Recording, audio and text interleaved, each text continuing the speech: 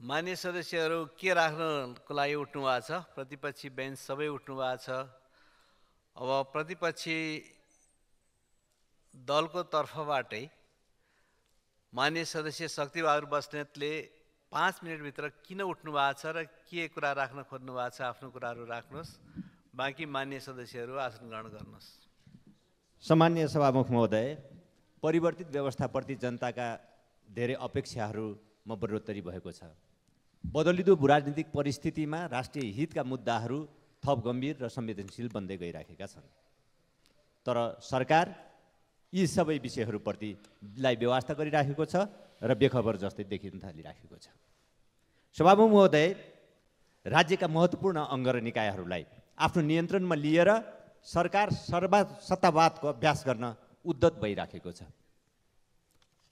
सरकार उसो त स्वार्थ समूहहरूको पृष्ठपोषण र बैशाखीमा निर्मित भएको कारणले स्वार्थ समूहहरूको बिचौलियाहरूको हित रक्षाको निम्ति आफूलाई समर्पित गर्नु सरकारको नियत र नियति बनिरहेको छ।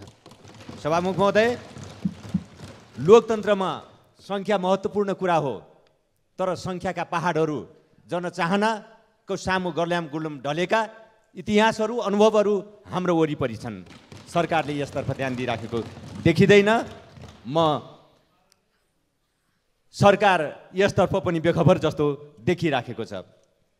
सभामुख महोदय, यति बेला सरकारले 2/3 सामर्थ्य एक राष्ट्र सेवकको मानमर्दन गर्न, अपमानित गर्न र एउटा निश्चित सार्वजनिक संस्थालाई तेजोवध गर्नको लागि आफ्नो सामर्थ्य प्रदर्शन गरिराखेको छ। सभामुख महोदय, स्पष्टीकरणको नौटङ्की विद्युत प्राधिकरणका प्रबन्ध निर्देशक कुलमान घिसिङलाई विभिन्न बहानामा स्पष्टीकरणको नौटङ्की रचेर आफ्नो गलत करतुतलाई छोप्ने दुष्प्रयत्न समेत सँगसँगै गरिराखेको छ। विद्युत प्राधिकरणको प्रबन्ध निर्देशक कुलमान घिसिङको बर्खास्ती, बक्यौता उठाउन नदिने, जलमाफियाहरूको स्वार्थ पुरा गर्ने, विद्युत प्राधिकरणलाई बिचौलियाहरूको हातमा सुम्पने, यिनै र यस्तै उद्देश्यहरूमा आधारित छ भन्ने कुरा आम जनताले राम्रोसँग चाहिँ बुझेको छ र आम जनता यो विषयमा स्पष्ट पनि छ। कहिलेकाहीँ लाग्छ सबैले आज एउटा प्रश्न गरिराखेका छन्, 4 महिनापछि स्वतः अवकाश प्राप्त गर्ने एकजना राष्ट्र सेवकमाथि यो हदको मानमर्दन सरकारले किन गर्यो? मान्छेले यो खोजिरहेको छ र सोचिरहेको छ। सायद सरकारलाई 4 महिना पर्खने धैर्यता छैन। सरकार आफ्नो औचित्य गुमाउँदै गइरहेको छ।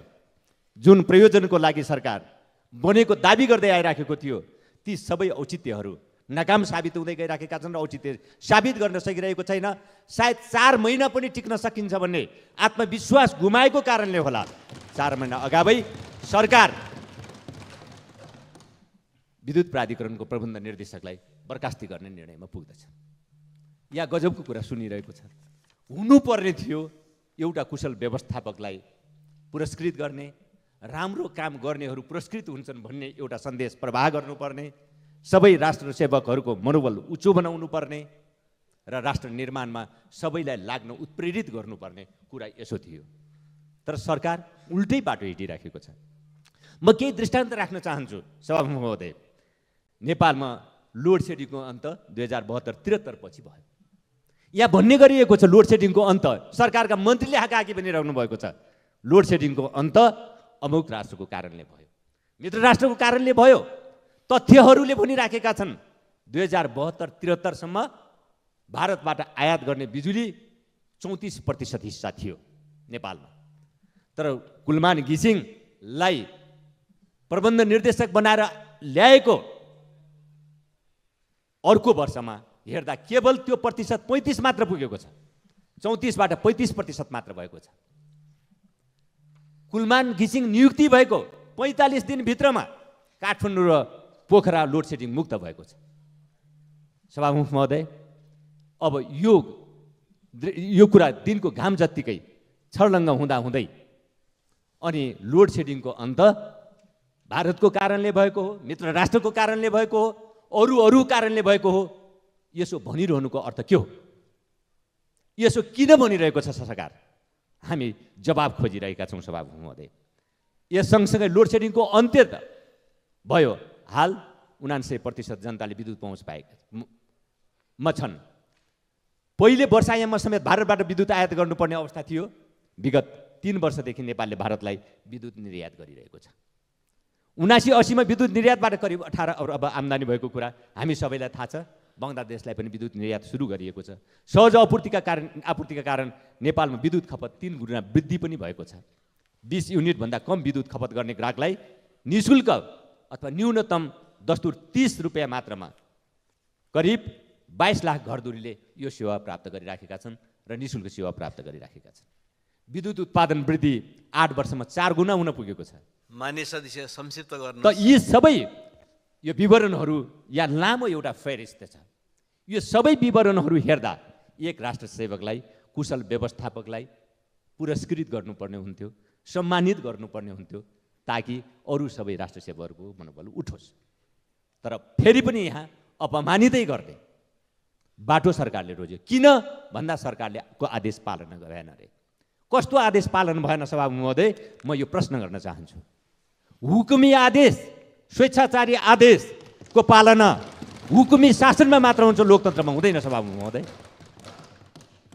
विद्युत बक्यौता नउठाउँ, विद्युत बक्यौता उठाउनको लागि लाइन काट्न हुँदैन भनेर दिने आदेश पालन गर्नु लोकतन्त्रमा के राष्ट्र सेवकको दायित्व हुन्छ?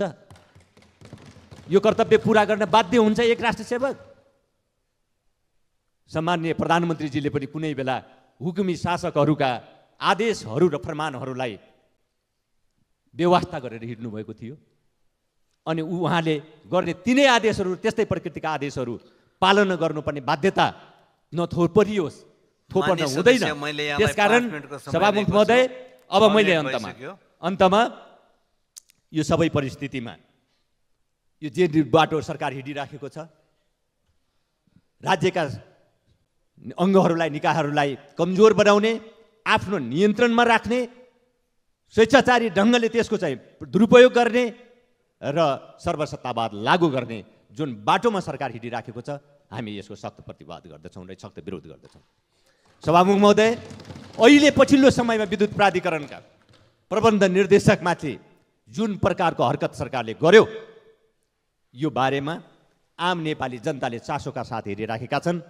प्रमुख प्रतिपक्षी एक जिम्मेवार राजनीतिक दल हुनुको नाताले, प्रतिपक्षी जिम्मेवार राजनीतिक दलहरू हुनुको नाताले जनताको यस प्रकारको चासोप्रति, जनताको यस प्रकारको सरकारप्रति हाम्रो गम्भीर ध्यानाकर्षण भएको छ र हामी चाहन्छौँ सरकार यस प्रकृतिको निर्णय फिर्ता ल्याओस् र त्यसको निम्ति प्रधानमन्त्रीजीले आएर संसदलाई यस बारेमा भएका समग्र कुराको जानकारी तत्काल गराउनु पर्दछ र प्रधानमन्त्रीजीले यो गम्भीर राष्ट्रिय सरोकारको विषय आज जे बनिराखेको छ, जनसरोकारको विषय बनिराखेको छ, यस बारेमा संसदलाई जानकारी नगराउँदासम्म संसद सुचारू हुन नसक्ने जानकारीमा प्रमुख प्रतिपक्षी दल लगायत प्रतिपक्षी दलको तर्फबाट गराउन चाहन्छु। धन्यवाद।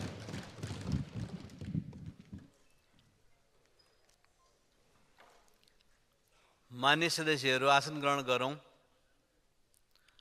किनभने यहाँहरूले संसदमा सरकारको जवाफको माग गर्नुभएको छ।